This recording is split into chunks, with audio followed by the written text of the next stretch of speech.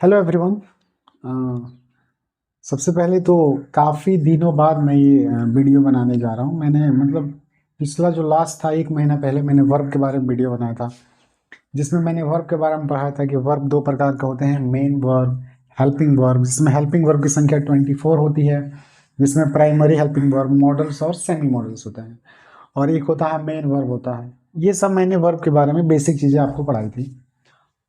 चलिए तो एक एक करके उसी को वर्ब को एक से करके रिलेट करते हैं, मतलब वर्ब से एक एक करके पढ़ते हैं। जैसे वर्ब में सबसे पहला क्या आता है? Main verb. तो सबसे पहले हम देखते हैं मेन वर्ब के बारे में कि मेन वर्ब होता क्या है। मेन वर्ब, जैसे कि आप लोगों को पता है कि वर्ब होते हैं मेन वर्ब और हेल्पिंग वर्ब। हेल्पिंग वर्ब की संख्या होती है 24, और 24 के अलावा जो भी वर्ब बच जाते हैं वो होते हैं मेन वर्ब। जैसे कि रीड, रीड पढ़ना, ये मेन वर्ब है। राइट लिखना, ये मेन वर्ब है। गो जाना, कम आना, डांस डांस करना, इटी से, ये सब क्या आते हैं? Main verb. यानी 24 हेल्पिंग वर्ब्स हैं। उसके अलावा बाकी जो बचे हुए वर्ब्स होते हैं वो होते हैं मेन वर्ब। तो मेन वर्ब्स के बारे में ये सब तो पता है। मेन वर्ब की संख्या बहुत सारी है 24, एंड हेल्पिंग वर्ब की संख्या लिमिटेड है 24। मेन वर्ब की संख्या बहुत सारी है। तो मेन वर्ब के बारे में सबसे इंपॉर्टेंट जो बात होता है ना जानना, वो होता है फॉर्म्स ऑफ मेन वर्ब। जितने भी मेन वर्ब होते हैं उनके होते हैं फॉर्म्स। अब मेन वर्ब में सबसे इंपॉर्टेंट होता है उनके फॉर्म्स को जानना, फॉर्म्स ऑफ मेन वर्ब। जैसे ये सब फॉर्म मेन वर्ब है तो इनके फॉर्म्स होते हैं। अब देखिए मेन वर्ब के फॉर्म्स में सबसे पहला होता है फर्स्ट फॉर्म ऑफ वर्ब। इसको पढ़ते हैं, आप लोग V1 पढ़ सकते हैं, लेकिन बेसिकली इसको पढ़ा जाता है फर्स्ट फॉर्म ऑफ वर्ब। इसका जो टेक्निकल नाम है इसको बोलते हैं बेस फॉर्म, या इसको एक और नाम से जानते हैं ओरिजिनल फॉर्म। ये होता है बेस फॉर्म, ओरिजिनल फॉर्म। आइए, वर्ब का जो बेस फॉर्म होता है, फर्स्ट फॉर्म ऑफ वर्ब जो होता है, ये होता है प्लूरल। अच्छा, जो फर्स्ट फॉर्म ऑफ वर्ब में एस या ईएस जोड़ते हैं, जब फर्स्ट फॉर्म ऑफ वर्ब में एस या एस जोड़ते हैं तो जनरली आप लोग इसे बोलते हैं V5, ठीक है। लेकिन इसका जो टेक्निकल नाम है वो होता है थर्ड पर्सन सिंगुलर फॉर्म। तो बेहतर होगा कि आप इसे बोलिए थर्ड पर्सन सिंगुलर फॉर्म बजाय V5 कहने के। अच्छा, ये जो होते हैं V1 या V1 में एस या एस, यानी बेस फॉर्म, ये थर्ड पर्सन सिंगुलर फॉर्म। अच्छा, ये सिंगुलर फॉर्म है तो सिंगुलर होता है, बेस फॉर्म प्लूरल होता है। ये दोनों जो होते हैं ना, ये दोनों होते हैं प्रेजेंट। तो दोनों को बोल सकते हैं कि ये दोनों होते हैं प्रेजेंट फॉर्म। यानी V1 बेस फॉर्म है, V1 में S S third person singular form है, दोनों को बोलते हैं प्रेजेंट फॉर्म। ये फॉर्म्स ऑफ वर्ब है। अच्छा, उसके बाद आता है सेकेंड फॉर्म ऑफ वर्ब। इसको बोल सकते हैं आप सेकेंड फॉर्म ऑफ वर्ब। ये इसका जो टेक्निकल नाम है उसको बोलते हैं हम पास्ट फॉर्म। उसके बाद थर्ड फॉर्म ऑफ वर्ब, इसका जो टेक्निकल नाम है उसको बोलते हैं परफेक्ट फॉर्म। आपको बस इनका जो टेक्निकल नाम है वो सब याद रखना है, ऐसा नहीं कि V2 V3 V4 V5, ऐसा नहीं। तो ये सेकेंड फॉर्म, ये थर्ड फॉर्म ऑफ वर्ब। एक और होता है जब वर्ब में हम ING लगा देते हैं, तो इसको जनरली आप लोग V4 बोलते हैं, लेकिन इसका टेक्निकल नाम होता है कंटिन्यूअस फॉर्म। Continuous form. तो कोशिश कीजिए कि V1 ना बोलकर फर्स्ट फॉर्म ऑफ वर्ब बोलिए या बेस फॉर्म बोलिए, V5 ना बोलकर थर्ड पर्सन सिंगुलर फॉर्म बोलिए, इसको V2 ना बोलकर सेकेंड फॉर्म या पास्ट फॉर्म, उसी प्रकार थर्ड फॉर्म या परफेक्ट फॉर्म, ये इसको V4 ना बोलकर कंटिन्यूअस फॉर्म या ING फॉर्म भी बोल सकते हैं। तो ये होते हैं फॉर्म्स ऑफ वर्ब, ठीक है। जो भी मेन वर्ब्स होते हैं उनके ये सब होते हैं forms, base form, second form, perfect form, continuous form और सिंगुलर फॉर्म। जैसे ये सब मेन वर्ब हैं तो इनके भी ये सब फॉर्म्स होते होंगे। जैसे देखिएगा, जैसे रीड या कोई भी आसान लिखते हैं, जैसे गो, तो गो अपने आप में बेस फॉर्म है जिसको हम V1 बोलते हैं, ठीक है। उसके बाद इसका जो सेकेंड फॉर्म होता है जिसको हम बोलते हैं वेंट। गो का सेकेंड फॉर्म क्या होता है? वेंट। और इसका जो थर्ड फॉर्म होता है वो होता है गॉन। तो जो भी मेन वर्ब होते हैं उसका base form go, second form went, third form gone. इसका जो कंटिन्यूअस फॉर्म होता है, किसी भी वर्ब का कंटिन्यूअस बनाने के लिए ING लगाते हैं। वर्ब का जो बेस फॉर्म होता है उसमें ING। जैसे कंटिन्यूअस बनाना हो जिसको आप V4 बोलते हैं, लेकिन जनरली इसको कंटिन्यूस बोलिएगा। इसके लिए क्या करते हैं, उसमें आईएनजी लगा देते हैं, जैसे गोइंग। अब V1 में एस ए एस लगाने पे, जिसको आप V5 बोलते हैं, ये सिंगुलर फॉर्म होता है, उसमें एस ए एस लगा देते हैं गोस।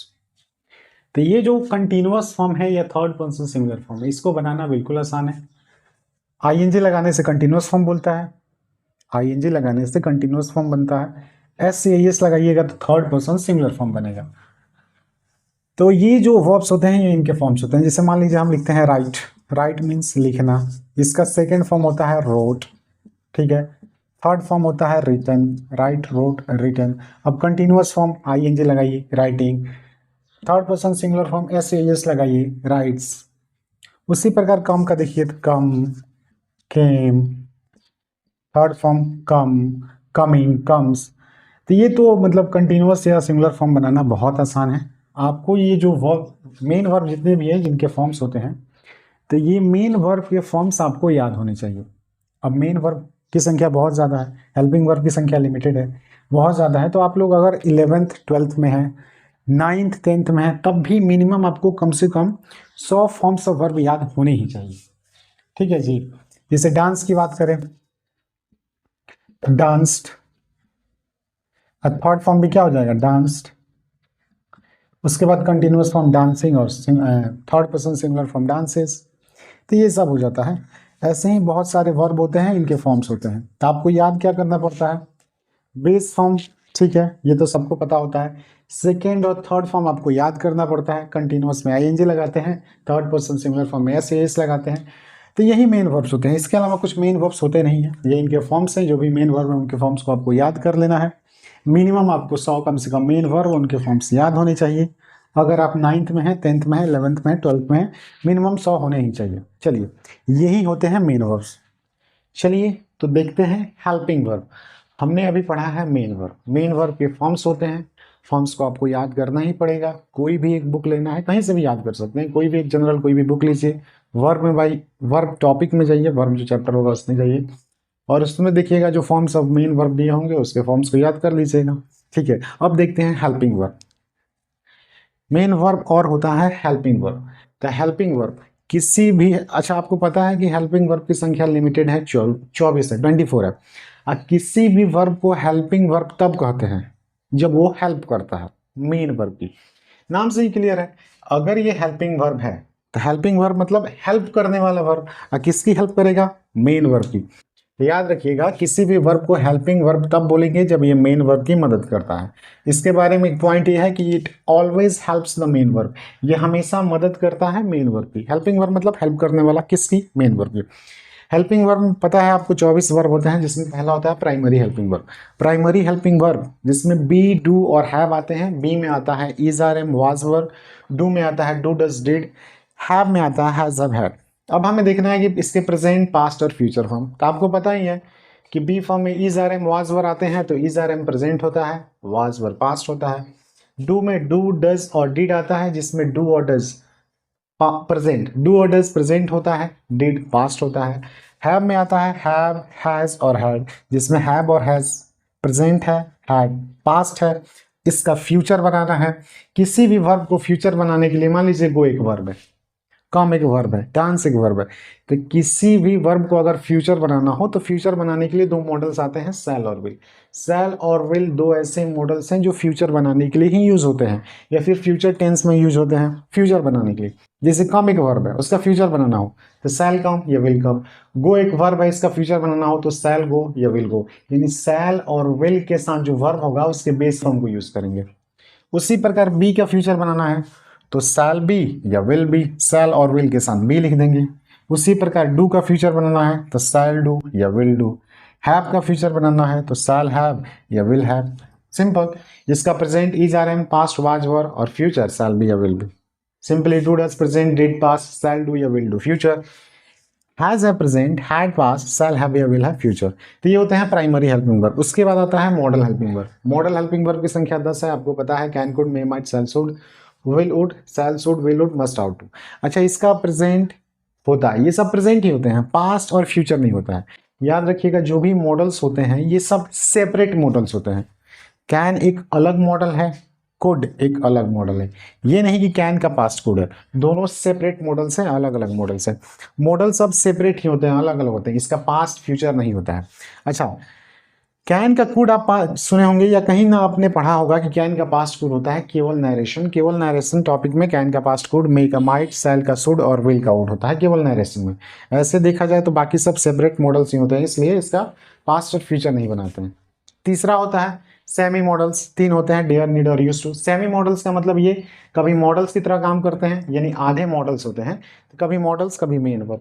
जब ये मॉडल्स हैं तो इसका पास्ट फ्यूचर तो होगा नहीं, और जब ये मेन वर्ब की तरह यूज होते हैं तो इनका भी पास्ट और फ्यूचर बनता है। तो ये सब हेल्पिंग वर्ब्स होते हैं, आपको पता होना चाहिए कि हेल्पिंग वर्ब्स ये होते हैं, प्राइमरी, मॉडल्स और सेमी मॉडल्स। इसके बाद देखिए हमने इतना पढ़ लिया, अब हम मेन वर्ब को जानते हैं, हेल्पिंग वर्ब को जानते हैं। अब पहचानते हैं कि अगर किसी सेंटेंस में वर्ब का यूज हुआ है तो वो वर्ब हेल्पिंग वर्ब है या मेन वर्ब है। तो इसके बाद क्या पढ़ना है, आइडेंटिफिकेशन, वर्ब को पहचानना सीखते हैं। चलिए इतना देखिएगा।